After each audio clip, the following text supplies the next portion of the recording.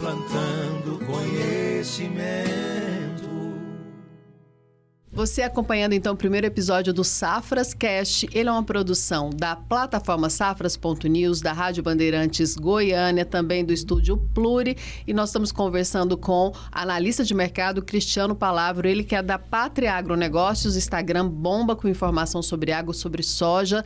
Cristiano, a gente está seguindo nessa conversa, o que acontece? Desde o final de setembro, aqui no estado de Goiás, né, em relação ao vazio sanitário, então outros estados têm outras datas, mas aqui vamos pegar a nossa realidade goiana. O produtor já tem a liberação legal para o plantio. E a gente está num ano atípico também em relação à questão climática, muito indefinido. Não se sabe muito o que vai acontecer. Qual o melhor momento para começar a plantar? Já tem aí gente plantando, né?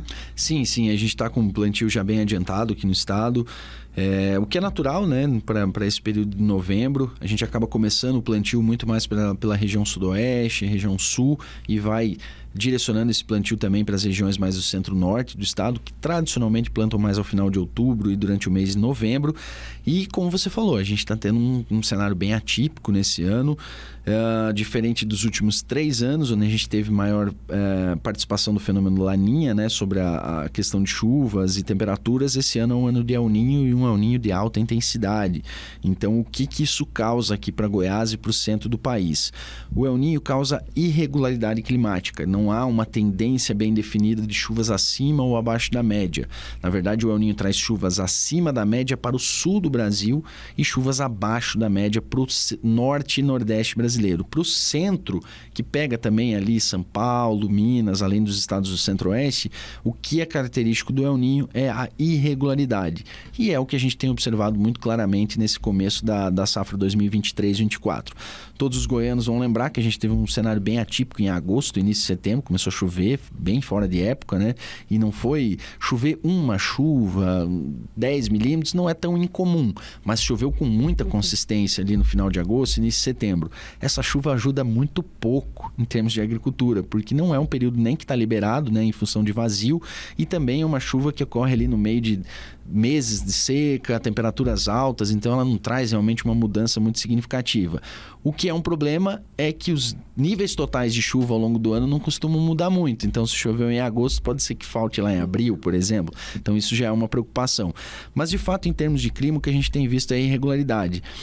Regiões que receberam chuva cedo, começaram o plantio cedo e depois teve um corte ali ao longo de outubro e tiveram até risco ou até a necessidade de replantio. O plantio engrenou aqui em Goiás muito mais ao final de outubro, quando as chuvas começaram a ficar mais consistentes, especialmente para o sudeste do estado, o centro e no norte do estado. O plantio caminhou mais lento realmente nesses últimos dias. Mesma realidade observada por Mato Grosso, por exemplo, que é o maior estado produtor brasileiro e que teve regiões que plantaram super cedo, como a região do Médio Norte, ali Mato Grosso, ao 63 Norte, Sinop, Sorriso, áreas que estão boas, receberam boas chuvas, enquanto regiões ali de Primavera do Leste, Rondonópolis, Vale do Araguaia, tiveram ali até que replantar boa parte da área porque choveu cedo e depois cortou. Então o El Niño causa realmente essa questão de irregularidade.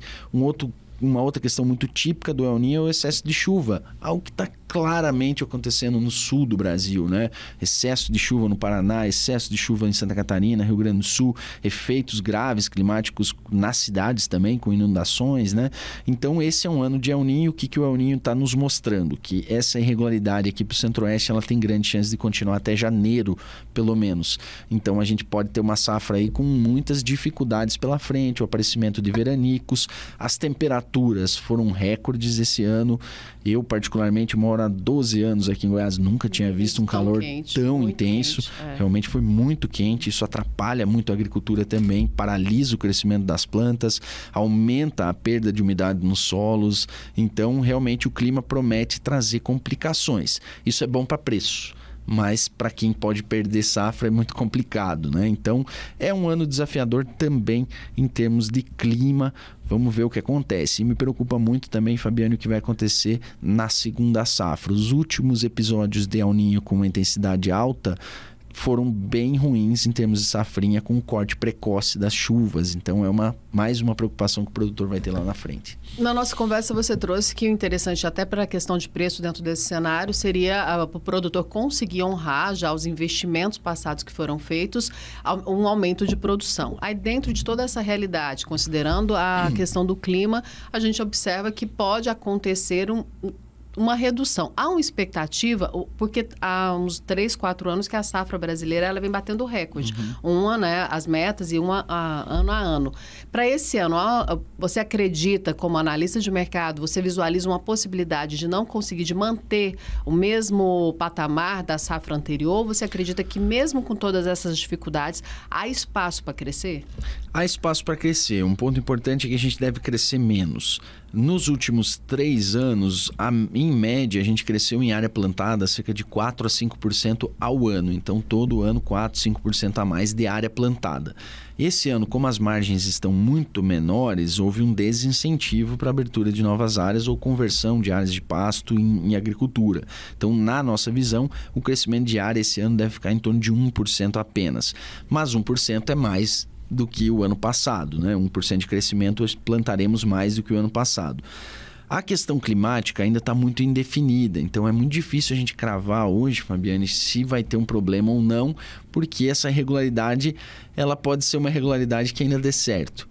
Vai chover menos no centro-norte? Vai, mas se a distribuição for boa, pode não trazer grandes efeitos em termos de produtividade. Mas eu realmente acredito que a gente vai ter momentos em que o risco produtivo vai ser muito alto e aí os preços sim podem reagir.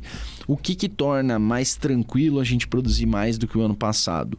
O fato de o Rio Grande do Sul ter perdido 9 milhões de toneladas no ano passado. Eles perderam quase metade da safra deles. Esse ano é um ano de El Niño. O Rio Grande do Sul tende a ter uma boa produção. Então, se o Rio Grande do Sul, que é o terceiro maior produtor do país, produzir bem, a gente já sai aí com quase 10 milhões de toneladas de ágio em relação ao ano passado. Então, a chance de produzir mais, ela existe, mas eu particularmente acredito que nós não vamos ter uma safra 100% cheia. Penso aí que vamos ter muito risco e perdas de produtividade para os estados do Tocantins, o estado do Maranhão, o estado do Piauí, Bahia. Aqui em Goiás. Aqui em Goiás, principalmente no centro-norte, a gente vai ter mais risco, que é característica bem típica do El Niño. E é importante até comentar que o último El Niño de intensidade um pouco maior aqui no país foi em 2015 e 16. 2015 e 16, o norte e nordeste brasileiro tinha baixíssima relevância em termos de produção. Parece próximo, né? 8 anos atrás, mas nesses 8 anos, Maranhão, Piauí, Tocantins, norte de Goiás, norte do Mato Grosso, Bahia, cresceram muito em termos de área e relevância na produção nacional. Então, esse ano, esses estados fazem uma diferença muito maior. Se eles tiverem problema, a gente vai ter, sim, os níveis produtivos brasileiros caindo e isso pode impactar positivamente os preços. E é interessante o produtor ficar atento também, porque assim, os próprios institutos meteorológicos, eles estão indecisos em relação a esse cenário, porque nesse ano de 2015, o El Niño, ele teve um aquecimento muito do Pacífico, porém o Atlântico não. Então, já tinha-se uma leitura, referências para se fazer uma leitura. Esse ano o Atlântico também está aquecido, então não há nenhuma referência para mais próxima para poder seguir e falar, olha, pode ser e essas seriam as condições. Então, o produtor rural, onde é que ele vai buscar essa informação climática? Porque tem que entender de preço. Tem a questão do clima que agora não está tendo nem referência para esse ano. Aí é bem arriscado mesmo, né, Cristiano? É bem arriscado. Só que depois da safra plantada, Fabiane, não tem muito o que fazer. Então agora é contar com São clima, Pedro, contar com um clima favorável, porque ele não vai conseguir tomar atitudes ali de manejo que venham a melhorar o aproveitamento de água. Isso tem que ser feito ao longo dos anos, no preparo do solo, na melhoria estrutural do solo, o uso de culturas ali que tem uma maior resistência, principalmente para a safrinha. Então, depois que plantou, agora é torcer para que caia a chuva. Claro que para quem tem irrigação, o cenário é diferente, né? Mas não é a realidade da maioria. Então, daqui para frente é contar que essa água chegue em momento certo e que ele venha produzir.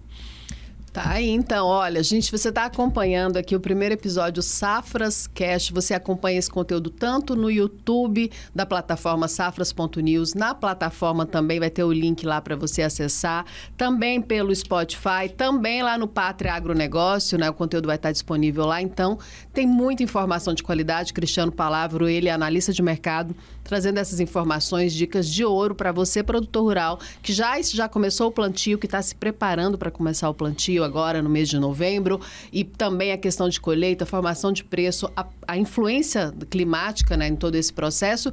E a gente vai dar um tempinho, mas a gente volta porque nós vamos falar sobre política agrícola. Não tem como não falar sobre esse assunto, né? Plantando conhecimento.